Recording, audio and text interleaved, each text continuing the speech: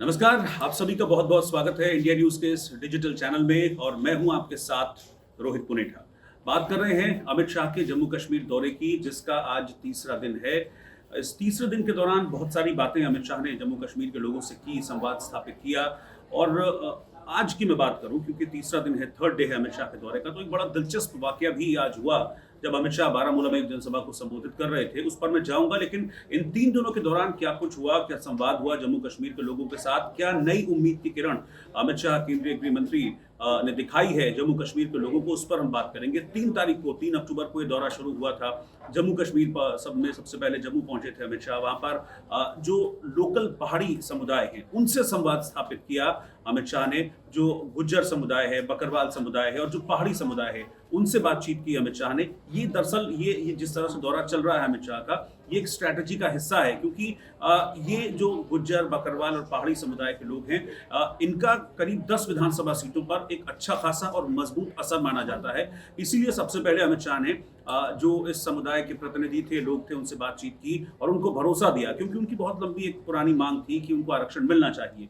तो इस पर अमित शाह ने उन लोगों को भरोसा दिया कि जज जस्टिस शर्मा के नेतृत्व में जो एक कमेटी बनाई गई है आरक्षण को लेकर, उसका जिक्र किया अमित शाह ने और बताया कि भाई उस कमेटी की रिपोर्ट अब सौंप दी गई है और बहुत जल्दी उस कमेटी की जो फाइंडिंग्स हैं उस पर हम एक्शन लेंगे, सरकार एक्शन लेगी। और भरोसा दिया कि आरक्षण जो ये वर्षों से, सालों से मांग रहे हैं, वो आरक्षण इन लोगों को दे दिया जाएगा।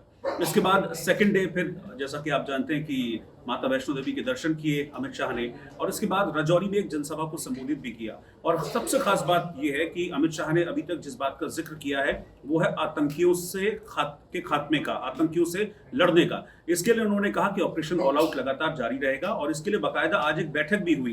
ये बैठक बहुत इंपॉर्टेंट हर लिहाज से इसलिए है क्योंकि उसमें केंद्रीय गृह मंत्री के साथ जितनी भी सिक्योरिटी हमारी फोर्सेज हैं, सिक्योरिटी एजेंसीज हैं जम्मू कश्मीर में जो वर्क कर रही हैं ग्राउंड पर रहकर, उनके बड़े बड़े अफसर मौजूद थे। उनके साथ एक बैठक की, आगे किस तरीके से रूपरेखा रहेगी इस ऑपरेशन ऑल आउट की, उस पर अमित शाह ने चर्चा की। लेकिन इस बीच मैं आपको वापस लिए चलता हूं, क्योंकि जिस वीडियो की शुरुआत में मैंने जिस वाक्य का जिक्र किया था उसको मैं यहाँ पर थोड़ा सा आपको बताता हूँ। दरअसल हुआ क्या कि आज बारामूला में एक कार्यक्रम था।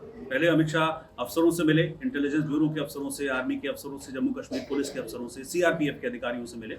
उसके बाद फिर बारामूला में एक जनसभा को संबोधित करने पहुंचे अमित शाह। जनसभा उनकी चल रही थी, इसी दौरान अमित शाह का संबोधन कुछ देर के लिए रुक गया। सब वहां पर हैरान कि भाई ये क्या हो गया।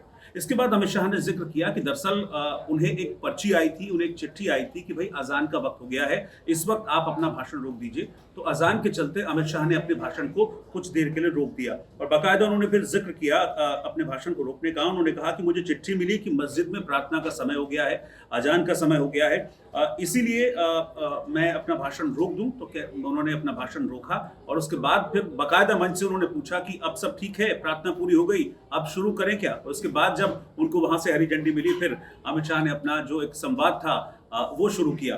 तो ये संवाद शुरुआत में हुआ, अजान के चलते अमित शाह ने अपना जो भाषण था उसको रोके रखा थोड़ी देर, लेकिन इसके बाद फिर वो बड़े अटैकिंग हो गए। और अटैकिंग किस पर हुए? गुपकार पर। क्योंकि उनका सीधे तौर पर उन्होंने एक कंपैरेटिव स्टडी पेश करने की कोशिश की, कंपैरिजन पेश करने का कोशिश किया कि गुपकार वर्सेस मोदी सरकार। तो उन्होंने गुपकार मॉडल की चर्चा की और मोदी मॉडल की चर्चा की। गुपकार मॉडल की चर्चा करते हुए उन्होंने कहा कि इस मॉडल में युवाओं को पत्थर दिए गए और युवाओं को बंद कॉलेज दिए गए, युवाओं के हाथों में बंदूकें थमाई गई।